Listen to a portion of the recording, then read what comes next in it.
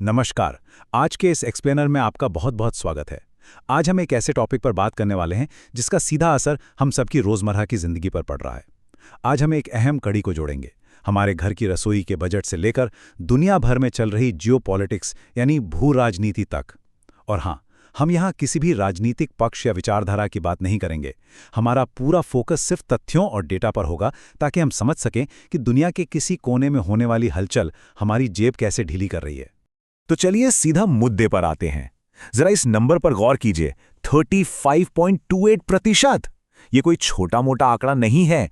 अप्रैल 2026 में टमाटर की कीमतों में आया ये सीधा उछाल है। आजकल जब हम सब्जी मंडी जाते हैं और लगता है ना कि यार पैसे पानी की तरह बह रहे हैं, तो ये आंकड़ा उसी दर्द की सच्चाई बयां कर रहा है जो आज हर घर का बजट झेल रहा है। आज के हमारे इस एक्सप्लेनर का रोड मैप कुछ इस तरह रहेगा। सबसे पहले घरेलू बजट पर बढ़ता दबाव, दूसरा एलपीजी के नए नियम, तीसरा ग्लोबल ऑयल शॉक यानी वैश्विक तेल संकट, चौथा बाजार और अलग अलग सेक्टर्स पर इसका असर, और आखिर में पांचवा भविष्य की राहत और आर्थिक अनुमान। चलिए सबसे पहले बात करते हैं पार्ट 1 की, घरेलू बजट पर जो ये अचानक से दबाव आया है। देखिए, सरकारी आंकड़े कहते हैं कि अप्रैल 2026 में ओवरऑल रिटेल महंगाई दर बढ़कर 3.48% हो गई है।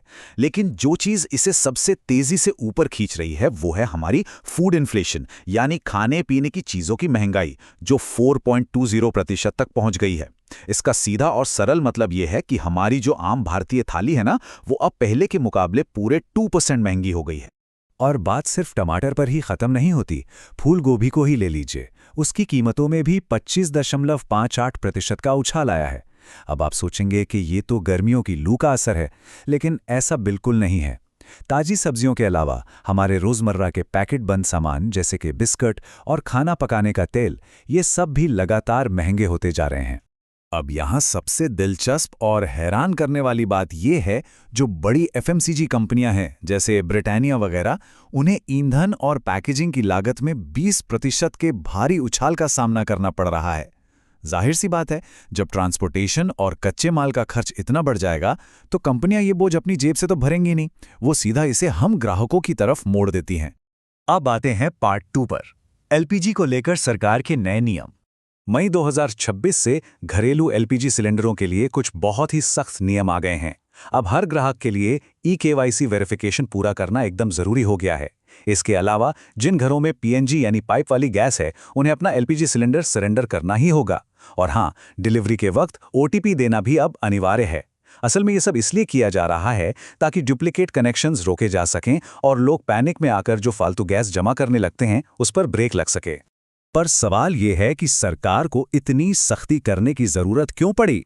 दरअसल 5 मार्च को सरकार ने आवश्यक वस्तु अधिनियम यानी एसेंशियल कमोडिटीज एक्ट लागू कर दिया। इसका सीधा मकसद कमर्शियल यूजर्स के मुकाबले हमारे आपके घरों में इस्तेमाल होने वाली एलपीजी को प्राथमिकता देना था। यह कदम सप्लाई को लेकर पैदा हुई घबराहट का नतीजा है, और इसी वजह से मुंबई और बेंगलुरु जैसे बड़े शहरों में रेस्टोरेंट्स को अचानक गैस की भारी कमी का सामना करना पड़ रहा है।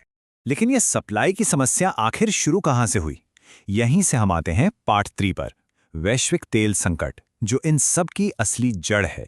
तो असली मुद्दा यह है कि हमारे लोकल किराने का बिल और गैस सिलेंडर का संकट मिडिल ईस्ट में मौजूद पानी के सिर्फ एक 33 किलोमीटर चौड़े रास्ते से तय हो रहा है। इसे होर्मुज जलडुमरू मध्य यानी स्ट्रेट ऑफ होर्मुज कहते हैं। दुनिया भर का 20 मिलियन बैरल तेल रोजाना यहीं से गुजरता है। अब वहां चल रहे क्षेत्रीय संघर्ष की वजह से बीमा कंपनियों ने जहाजों को वॉर रिस्क इंश्योरेंस देना बंद कर दिया है, और सीधी सी बात है, बिना इंश्योरेंस के कोई भी ऑयल टैंकर वहां से नहीं गुजर सकता। हम यहां किसी देश या पक्ष की बात नहीं कर रहे हैं, ये बस एक लॉजिस्टिक और आर्थिक सच्चाई है जिसने ट्रैफिक को पूरी तरह रोक दिया है। अब भारत की स्थिति देखिए, हम अपनी जरूरत का 85 से 88% कच्चा तेल आयात करते हैं, और इस इंपोर्ट का एक बहुत बड़ा हिस्सा उसी ब्लॉक हो चुके रास्ते से आता है। हमारी एनर्जी का पूरा सिस्टम काफी हद तक इस बाहरी सप्लाई पर टिका हुआ है। और ये डेटा बिल्कुल साफ कर देता है कि सरकार एलपीजी को लेके इतनी पैनिक में क्यों आई। हमारे पास कच्चे तेल का तो 74 दिनों का एक रिजर्व है। लेकिन रुकिए, जो रसोई गैस यानी एलपीजी है ना, जिस पर भारत के 330 मिलियन घर निर्भर हैं, उसका बैकअप सिर्फ 10 से 30 दिनों का ही है। जैसे ही सप्लाई में रुकावट आई, सबसे पहला और तगड़ा झटका सीधे हमारी रसोई पर पड़ा। जब अंतर्राष्ट्रीय बाजार में तेल महंगा होता है तो पूरी अर्थव्यवस्था में ताश के पत्तों की तरह एक डोमिनो इफेक्ट शुरू हो जाता है। महंगा तेल खरीदने के लिए हमें ज्यादा डॉलर चुकाने पड़ते हैं, जिससे हमारा रुपया गिरकर 92.29 रुपये प्रति डॉलर के रिकॉर्ड निचले स्तर पर आ गया है। इसके साथ ही देश का करंट अकाउंट डिफिसिट लगातार चौड़ा हो रहा है और इन सब को संभालने के लिए रिजर्व बैंक आरबीआई ने ब्याज दरों में कटौती का विचार पूरी तरह से किनारे रख दिया है। यानी सस्ते लोन की उम्मीदें फिलहाल भूल ही जाइए। चलिए बढ़ते हैं पार्ट 4 की तरफ। बाजार और अलग-अलग सेक्टर्स पर इसका क्या असर पड़ रहा है। इस महंगे तेल का असर सब पर एक जैसा नहीं होता। कुछ सेक्टर्स की तो सच में कमर टूट रही है, जैसे एयरलाइंस जिनका 40% खर्च सिर्फ ईंधन पर जाता है, पेंट कंपनियां क्योंकि पेंट पेट्रोलियम से ही बनता है, और सरकारी तेल कंपनियां। लेकिन वहीं दूसरी ओर ये स्थिति कुछ सेक्टर्स के लिए किसी वरदान से कम नहीं है। इलेक्ट्रिक व्हीकल्स ईवीज और रिन्यूएबल एनर्जी की तरफ ट्रांजिशन और तेज हो गया है। इसके अलावा डिफेंस और सीधे तेल निकालने वाली अपस्ट्रीम कंपनियों को इस मौजूदा जियोपॉलिटिकल हालात का पूरा फायदा मिल रहा है। लेकिन बात सिर्फ बाजार की नहीं है, इसका एक बहुत बड़ा मानवीय पहलू भी है।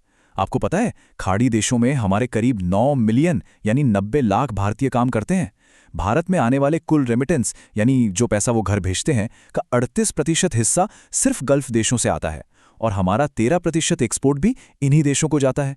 तो इस संकट ने रेमिटेंस और एक्सपोर्ट दोनों पर एक साथ बहुत गहरी चोट की है। खैर, इससे पहले कि हम सब पैनिक मोड में चले जाएं, जरा इतिहास पर एक नज़र डालते हैं। 2003 के इराक युद्ध का समय याद कीजिए। उस वक्त भी बिल्कुल ऐसा ही डर फैला था। शुरुआत में सेंसेक्स 15% धड़ाम से गिर गया था, लेकिन उसके ठीक 12 महीने बाद क्या हुआ? सेंसेक्स में 83% का जबरदस्त उछाल आया। इतिहास गवाह है कि ऐसे जियोपॉलिटिकल झटके शुरू में घबराहट जरूर लाते हैं, लेकिन जो लोग टिके रहते हैं उन्हें लंबी अवधि में भारी मुनाफा होता है। और अब आखिर में पार्ट 5, भविष्य की राहत और आर्थिक अनुमान। आगे क्या होने वाला है?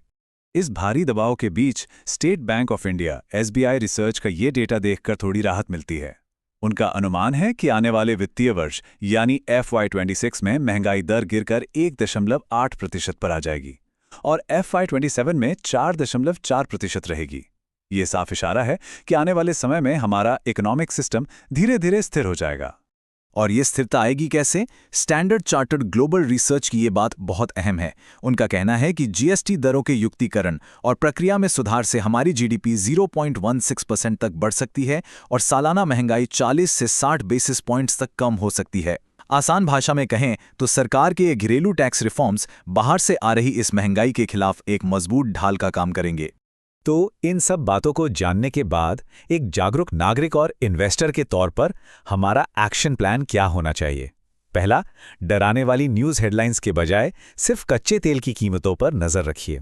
दूसरा, अपने पोर्टफोलियो को रीबैलेंस जरूर करें, लेकिन घबराकर इक्विटी बाजार से बाहर बिल्कुल ना निकलें। और तीसरा, जब भी बाजार गिरे अपनी SIPs को और बढ़ा दें। इस वक्त धैर्य और स्ट्रक्चरल अक्यूमुलेशन ही सबसे सही रास्ता है। आज का ये एक्सप्लेनर हम एक बहुत ही अहम सवाल के साथ खत्म करेंगे। जब दुनिया के एक कोने में मौजूद एक छोटा सा जलमार्ग हमारे घर की रसोई के दाम तय करने लगे, तो क्या आपका मौजूदा पोर्टफोलियो और आर्थिक रणनीति लंबी अवधि के शानदार मुनाफे के लिए इस शॉर्ट टर्म उथल-पुथल को सहने के लिए तैयार है? इस पर जरूर सोचिएगा। हमारे साथ इस विश्लेषण में जुड़ने के लिए आपका बहुत बहुत धन्यवाद।